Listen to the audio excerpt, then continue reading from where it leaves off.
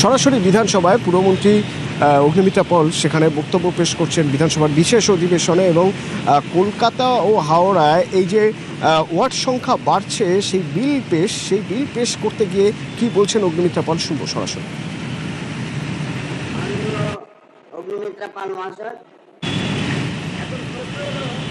কলকাতার ওয়ার্ড 144 থেকে বেড়ে হচ্ছে 209, আর হাওড়ার ওয়ার্ড 50 থেকে বেড়ে 68। পুজোর পরেই কলকাতা হাওড়ায় পুরভোট, সেই পুরভোটের আগে ওয়ার্ড বাড়ানো হচ্ছে, ডিলিমিটেশন।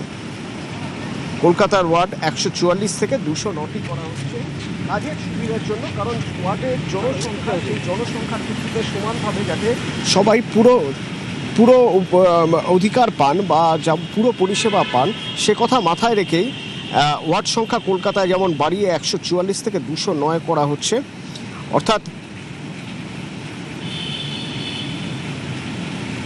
সেই একই রকমভাবে হাওড়াতেও 50 থেকে বেড়ে করা হচ্ছে, ওয়ার্ড সংখ্যা বাড়িয়ে 68 করা হচ্ছে।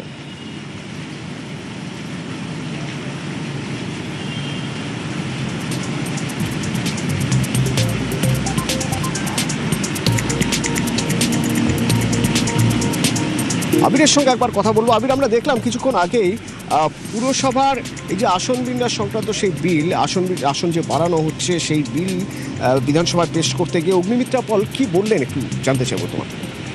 প্রথমত হচ্ছে অতনু, যে কলকাতা এবং হাওড়া দুটি ক্ষেত্রে ওয়ার্ডের সংখ্যা বৃদ্ধি পেতে চলেছে। এর মধ্যে হাওড়া সংক্রান্ত যে সংশোধনী বিল তা পেশ হলো এবং তা আলোচনাও ইতিমধ্যে হলো। তুমি জানো যে হাওড়াতে দীর্ঘদিন ধরে পুর নির্বাচন হয়নি এবং এর আগেও বিভিন্ন সময় ধরে রাজ্য সরকারের তরফ থেকে বলা হয়েছিল হাওড়ায় নির্বাচন হবে হবে হবে, কিন্তু সেই নির্বাচন করে উঠতে পারা যায়নি। এক্ষেত্রে দাঁড়িয়ে নতুন রাজ্য সরকারের তরফ থেকে বলা হচ্ছে যে হাওড়ায় তারা পুর নির্বাচন করবেন, কিন্তু হাওড়াতে একাধিক জায়গাতে নানা ধরনের বিস্তর অসুবিধা রয়েছে। প্রচুর সংখ্যক মানুষজন বসবাস করে, কিন্তু তাদেরকে পুরো পরিষেবা দেওয়ার জন্য পূর্বতন রাজ্য সরকারের তরফ থেকে আদতেও কোনো পদক্ষেপ গ্রহণ করা হয়নি বা পরিকাঠামোগত উন্নয়ন নেওয়া হয়নি।